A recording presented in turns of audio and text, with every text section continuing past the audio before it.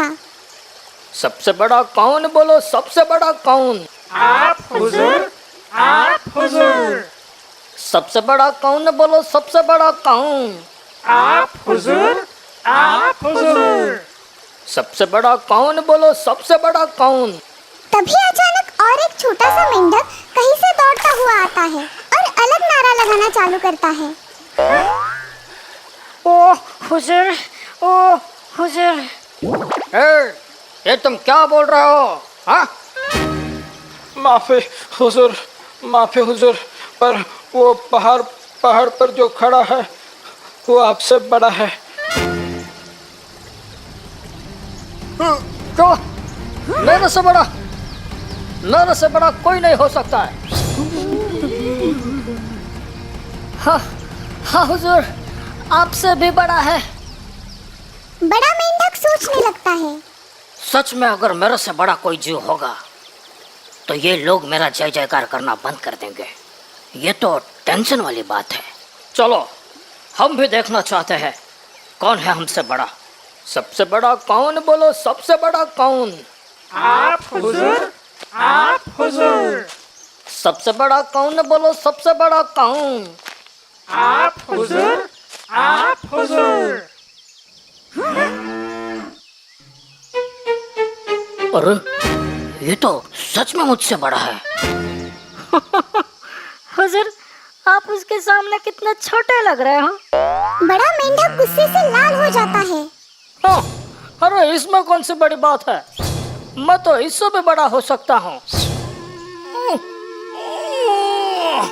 क्यों हुआ कि नहीं मैं उस गौ जितना बड़ा? हाँ?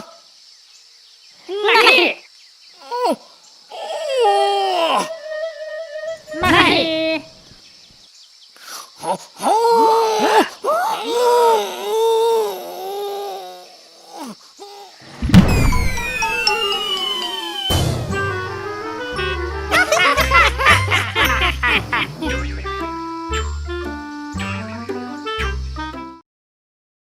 देखा दोस्तों, घमंडी मेंढक की कैसी बुरी हालत हुई। अपने आप को बड़ा दिखाने के जोश में आकर उसने अपनी ही नाक कटवा ली। तो दोस्तों, इस कहानी से हमें ये सीख मिलती है कि हर कोई अपनी जगह सही होता है। सभी में अपनी अपनी कुछ खास बात होती है, इसीलिए हमें किसी का अनुकरण नहीं करना चाहिए। दोस्तों, एक बार एक चूहे ने शादी करने की ठान ली, मगर वो दुनिया के सबसे बलवान और शक्तिशाली व्यक्ति की बेटी से ही शादी करना चाहता था। क्या चूहे की ये शादी हो पाई? और अगर हाँ, तो किसके साथ? जानने के लिए हमारी ये कहानी जरूर देखिए। और हाँ, ऐसी ही अनोखी और मजेदार कहानियाँ देखने के लिए हमारे इस चैनल को जरूर सब्सक्राइब करें। एक बार एक जंगल में शेर की बड़ी ही धूमधाम से शादी हो रही थी। जंगल के सभी प्राणियों को शादी में बुलाया गया था, सिर्फ एक छोटे से चूहे को छोड़कर। शेर उसे अपनी शादी में बुलाना भूल गया था। इस बात को लेकर वो चूहा बड़ा ही नाराज हो गया। ये शेर तो बड़ा ही घमंडी निकला। मुझे शादी में ना बुलाकर उसने मेरा अपमान किया है। मैं इसका बदला अवश्य लूंगा। वो मन ही मन सोचने लगा कि अब क्या किया जाए। आखिर उसे एक तरकीब सूझी। मैं भी शादी करूंगा। हाँ, मैं भी शादी करूंगा। बड़ी ही धूमधाम से करूंगा और उस शादी में शेर के अलावा सभी प्राणियों को न्योता दूंगा। हाँ, यही ठीक रहेगा। चूहे ने शादी करने का फैसला कर लिया और वो अपने लिए एक दुल्हन ढूंढने निकल पड़ा।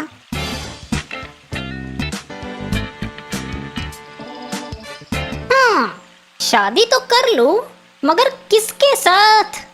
मैं किसी ऐरे गैरे से शादी नहीं करने वाला। मेरी दुल्हन तो उस घमंडी शेर की दुल्हन से भी सुंदर और शक्तिशाली होनी चाहिए। दुल्हन की खोज को लेकर चूहा चिंतित हो गया।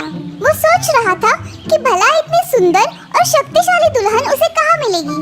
ये सोचते सोचते वो चल ही रहा था कि उसकी नजर आसमान की तरफ गई।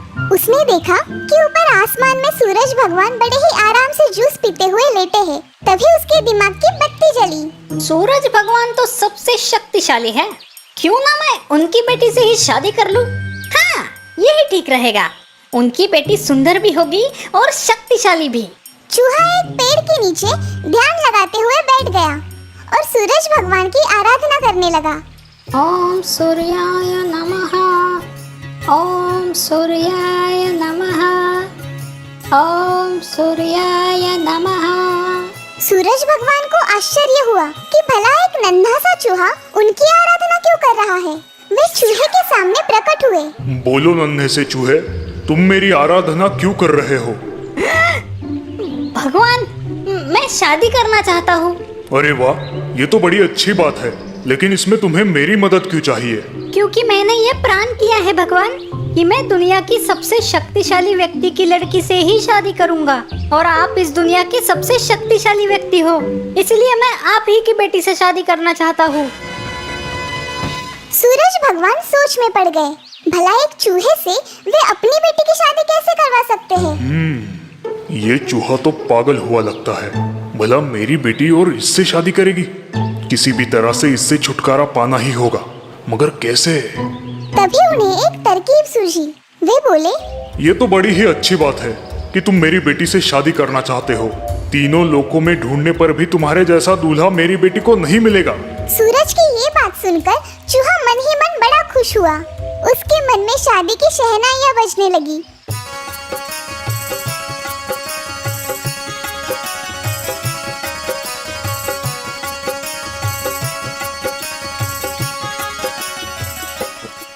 तभी सूरज भगवान की आवाज उसके कानों पर आती है। मैं अपनी बेटी की शादी तुमसे जरूर करवा दूं, मगर याद रहे, मैं इस दुनिया का सबसे शक्तिशाली व्यक्ति नहीं हूँ। मुझसे शक्तिशाली तो वो सफेद बादल है जो अपनी परछाई से मुझे भी ढक देता है। चूहा अब आसमान की तरफ उस सफेद बादल को घूरने लगा। क्या कहा? आपसे शक्तिशाली वो सफेद बादल है? तो मैं उसी की बेटी से शादी करूंगा। आप उसे नीचे बुलाइए। सूरज ने बादल को नीचे बुलाया। मैं आपकी बेटी से शादी करना चाहता हूँ क्योंकि आप सबसे शक्तिशाली हो।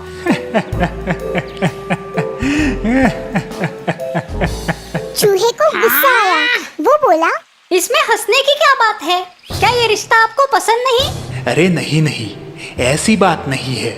आप जैसा दूल्हा तो नसीब वालों को ही मिलता है। मैं तो बस इतना ही कहना चाहता था कि मैं इस दुनिया का सबसे शक्तिशाली व्यक्ति नहीं हूँ।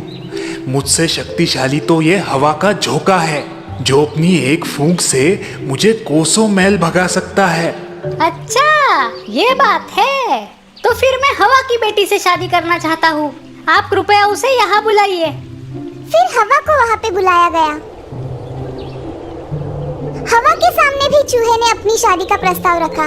हवा ने मुस्कुराते हुए जवाब दिया, ये तो मेरा अहोभाग्य होगा, लेकिन महाशय, मैं इस दुनिया का सबसे शक्तिशाली व्यक्ति नहीं हूँ।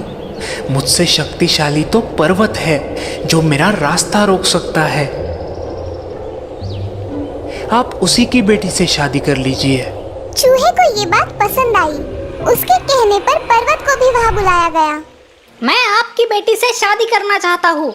क्या आपको कोई ऐतराज है? अरे नहीं नहीं, भला मुझे क्यों ऐतराज होगा? पर आपको बता दूं, मैं सबसे शक्तिशाली नहीं हूँ। क्या बात कर रहे हैं? तो फिर आपसे भी शक्तिशाली और कोई है? हाँ है। मेरे पर्वत के शिखर पर एक मोटा सा काला चूहा रहता है। वो इतना शक्तिशाली है कि मुझे भी अपने दांतों से कुरेद सकता है।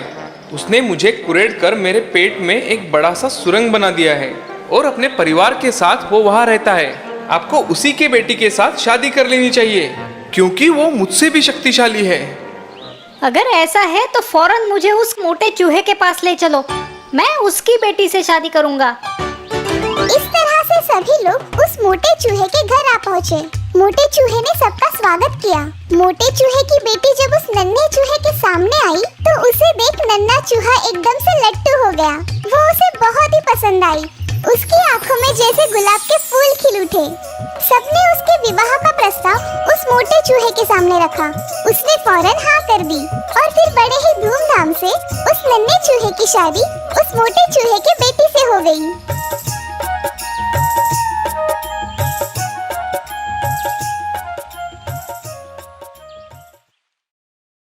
देखा दोस्तों, आखिरकार चूहे की शादी किससे हुई? हर कोई अपनी अपनी जगह पे सही होता है, कोई भी छोटा या बड़ा नहीं होता। इसीलिए हमें अपनी असली क्षमताओं को पहचानना बहुत जरूरी है। तो दोस्तों, इस कहानी से हमें ये सीख मिलती है कि हर किसी को उसकी क्षमताओं से ना ही अधिक मिलता है और ना ही कम।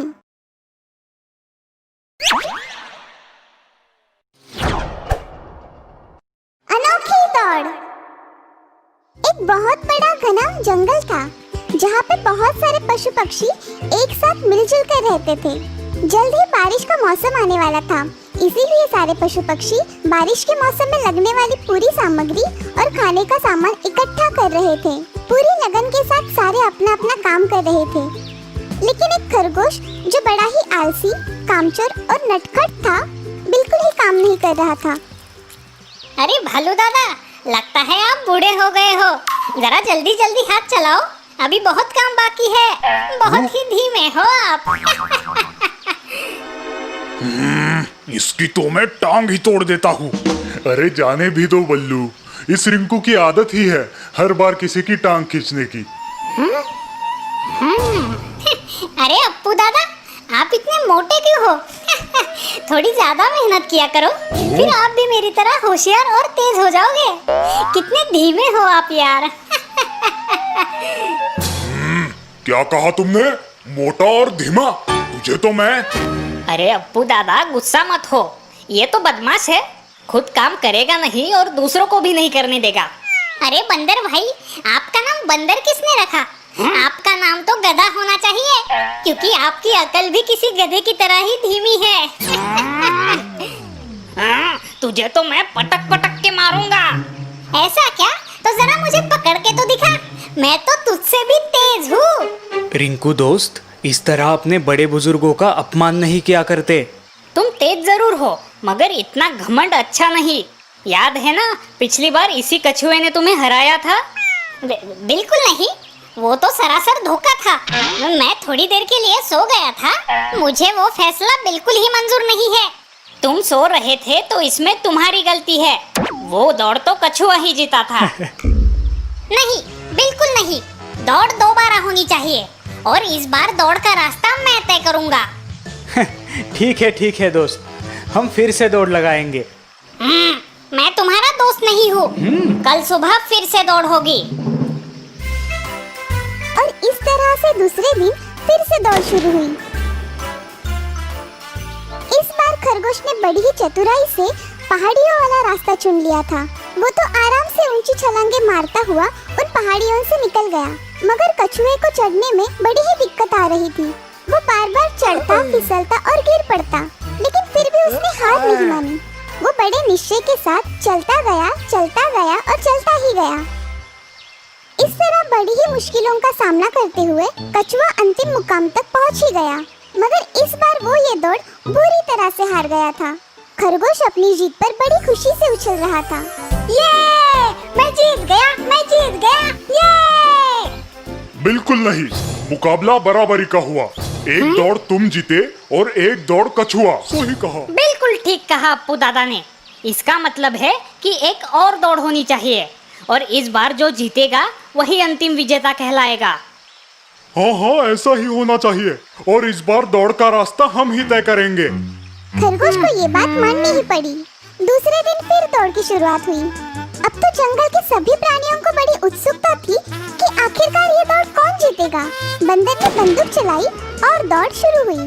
इस बार खरगोश ने कोई गलती नहीं की और वो तेजी से दौड़ता हुआ आगे चला गया, मगर थोड़ी दूर जाते ही एक बड़ी सी नदी ने उसका रास्ता रोक लिया।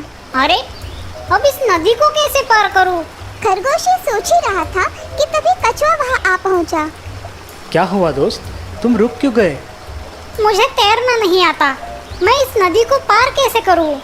बस इतनी सी बात। घबराओ मत दोस्त, तुम मेरी पीठ पर बैठ जाओ, मैं तुम्हें नदी के पार ले जाऊंगा। और इस तरह से नेकदिल कछुए ने खरगोश को अपनी पीठ पर बिठाया और अपनी ही धुन में गाना गाते हुए वो नदी पार करने लगा। एकला चलो एकला चलो एकला चलो एकला चलो रे, যদি তোরে দক্ষিণে কেউ না আসে তবে একলা চলো রে। যদি তোরে দক্ষিণে কেউ না আসে তবে একলা চলো রে। मैं कितना बुरा हूँ। पिछली दौड़ में मैंने जानबूझकर पहाड़ियों वाला रास्ता चुना था ताकि ये कछुआ हार जाए, और आज जबकि इस नदी की वजह से मैं हार सकता था, ये कछुआ रेस दौड़ने में मेरी मदद कर रहा है, ये जानते हुए कि ऐसा करने से वो हार सकता है। खरगोश को अपनी गलती का एहसास हुआ।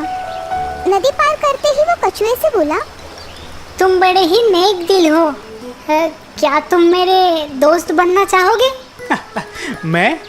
मैं तो पहले से ही तुम्हारा दोस्त था, बस तुम ही इनकार कर रहे थे। दोनों ही हंसने लगते हैं और एक दूसरे से गले मिलते हैं। क्यों ना ये दौड़ हम दोनों साथ ही में जीते? हाँ, पर ये कैसे हो सकता है? तुम तो मुझसे तेज हो। क्यों नहीं हो सकता? मैं तुम्हें अपनी पीठ पर उठा लेता हूँ और इस तरह से हम ये दौड़ एक ही साथ जीत सकते हैं। क्या सचमुच? हाँ दोस्त, सचमुच। और इस तरह से खरगोश और कछुए की दोस्ती हो गई। वो दौड़ उन दोनों ने एक साथ ही पूरी की। सभी पशु पक्षियों में इस अनोखी दौड़ की बड़ी चर्चा हुई। उस दिन से खरगोश ने दूसरों को ताने मारना छोड़ दिया और वो सभी प्राणियों के साथ मिलजुल के रहने लगा।